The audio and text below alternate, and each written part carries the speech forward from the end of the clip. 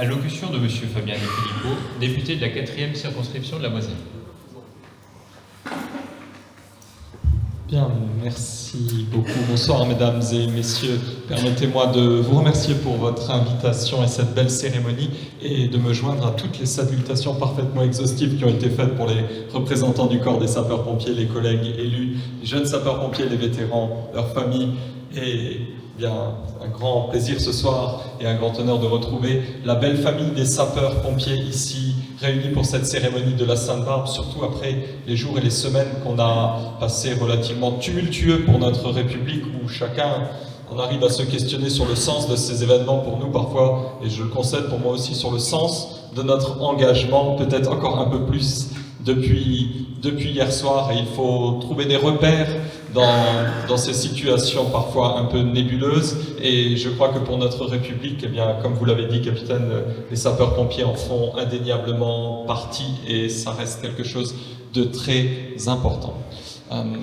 Ensuite, eh bien, vous dire qu'il y a eu dans la reconnaissance des sapeurs-pompiers un certain nombre de bonnes nouvelles au cours de l'année, au printemps dernier. Alors oui, ça peut paraître symbolique, mais dans une période où budgétairement les choses sont compliquées, où on cherche des sommes d'argent très importantes, eh bien, chaque euro gagné peut compter. Et eh bien, pour les centres de secours, la ristourne sur la taxe sur le carburant pour les véhicules d'intervention sera sans doute bienvenue pour les finances des SDIS et des casernes. C'était déjà une décision qui remontait au printemps de 2024. Et puis, comme vous l'avez très justement souligné, capitaine, eh bien, il y a eu ce décret du 3 décembre signé in extremis par l'équipe sortante du ministère de l'Intérieur. Je ne cache pas que j'avais une sympathie particulière pour elle, et j'espère que le discours de monsieur le maire lu au nom du ministre de l'Intérieur Bruno Retailleau sera un bon présage éventuellement de son maintien en poste, parce que j'estime que ce serait dommage de se passer de ces services. Eh bien, amener un certain nombre d'avancées, ce décret, pour nos sapeurs-pompiers. L'honorariat, toujours 20 ans d'activité mais sans condition d'âge, le bénéfice des formations, maintenant, y compris quand vous changerez de département, et l'accès au grade d'aspirant pour des étudiants infirmiers ou des étudiants vétérinaires par exemple, enfin un certain nombre de choses, je ne vais pas toutes les détailler, mais qui sont positives pour l'engagement et la reconnaissance des sapeurs-pompiers. Et puis à côté de ça, bien sûr, il y a des choses un peu plus compliquées, notamment du point de vue politique, parce que il y avait la question de la reconnaissance dans leur carrière au regard de l'octroi de trimestre de retraite pour les sapeurs-pompiers volontaires. Et avec Michel Barnier, avec le ministère de l'Intérieur, on est arrivé à une solution pour pouvoir avancer très rapidement dès le début de l'année, avant la fin du printemps 2025, parce que c'est une longue histoire. On pensait avoir voté, nous les parlementaires, quelque chose d'extrêmement clair. Il y a déjà maintenant 2 ans quasiment, avec eh bien 3 trimestres pour 10 ans d'engagement, puis un trimestre tous les 5 ans. Ça me paraît être, quand on voit les sacrifices que vous faites, qui ont été énumérés par les précédents orateurs, quand on voit eh bien l'engagement aussi parfois jusqu'au sacrifice suprême, avec l'hommage aux victimes en service commandé que nous avons rendu lors de cette cérémonie, c'était quelque chose de très important. Alors il y a eu une difficulté avec, alors on dit gouvernement, pas le dernier, mais celui d'encore avant, parce que l'interprétation dans les décrets faisait que ça ne bénéficiait qu'aux pompiers qui n'avaient pas une carrière complète. Ça restera quand même beaucoup le champ de ce qu'on avait décidé.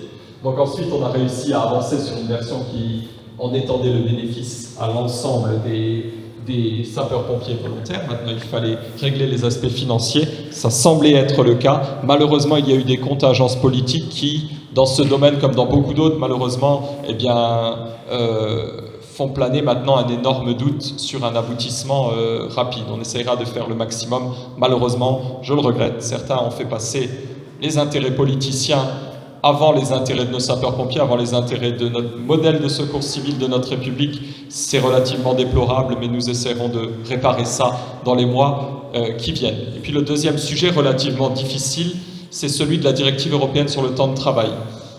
Alors il y avait une unanimité pour le coup dans le champ politique pour en refuser l'application, pour considérer qu'effectivement l'activité des sapeurs-pompiers volontaires n'était pas du temps de travail. Il y a eu récemment, malheureusement, des décisions de justice défavorables à notre pays qui viseraient à en contraindre l'application c'est-à-dire que pour le volume de garde, il va être considérablement réduit, peut-être pas de moitié, mais au moins de plus de 40%. Et le modèle de secours civil français, vous savez, en France, il y a quasiment 200 000 sapeurs-pompiers volontaires pour un peu plus de 250 000 sapeurs-pompiers au total, avec ceux qui ont le statut professionnel et militaire. Aujourd'hui, notre modèle de secours civil, là aussi, ça a été très bien rappelé dans le propos de Bruno Retailleau lu par Monsieur le maire, il repose sur cette complémentarité-là qui a été évoquée et sur l'engagement total des sapeurs-pompiers volontaires. Aujourd'hui, nous ne pouvons pas, moralement, mais pas non plus concrètement, appliquer cette directive parce qu'il serait tout simplement impossible de trouver le volume humain pour les remplacer comme il le faudrait par des sapeurs-pompiers professionnels, et il serait encore moins possible de le financer. Donc le combat, malgré une nébuleuse politique dont je parlais, doit continuer et nous devons tout faire pour dire que non, l'activité des sapeurs-pompiers volontaires ne doit pas être assimilée à du temps de travail, sinon ils ne pourront plus avoir de compatibilité entre cet engagement-là et leur vie professionnelle. Il y a déjà tellement de contraintes sur la vie familiale, on ne va pas en plus les empêcher de travailler, racoter. Ça me paraît évident, mais le combat doit continuer. Donc voilà ce que je voulais partager avec vous ce soir. Bien entendu, nous sommes très heureux, nous tous, les élus, d'être à vos côtés, de voir ce bel engagement, fiers de ce modèle aussi de secours civil qui nous permet, grâce à des centres d'intervention comme les vôtres, d'être présents dans énormément de communes, au plus près des endroits où vous devez intervenir. Et vous savez que parfois la vie, ça tient à un fil et ça tient à quelques secondes, donc c'est important de pouvoir intervenir rapidement. Et puis le dernier message, comme les deux précédents orateurs, il ira envers les jeunes sapeurs-pompiers, parce que je vais vous faire une confidence, j'étais en début d'après-midi au Noël des jeunes du DITEP à Saint-Quirin. C'est la protection de l'enfance. Et on voit là aussi, au niveau de notre jeunesse, en termes de valeurs, certaines dérives, malheureusement, des choses à gérer de plus en plus difficiles. Alors, on ne démarre pas tous dans la vie avec les mêmes chances au niveau social, au niveau familial, mais en tout cas, une chose est sûre, démarrer avec des belles et des bonnes valeurs, comme le sont celles véhiculées par les sapeurs-pompiers, eh bien, ça donne des grandes chances de s'ouvrir aux autres, de s'épanouir, de réussir dans la vie et de trouver une forme de bonheur. Alors, je vous souhaite que cet engagement puisse durer le plus longtemps possible, et en tout cas, déjà un grand bravo, parce qu'aujourd'hui, et dans la période très difficile que l'on traverse, vous nous montrez un très bel exemple. Alors, merci beaucoup à tous, une bonne Sainte-Barbe et une bonne soirée.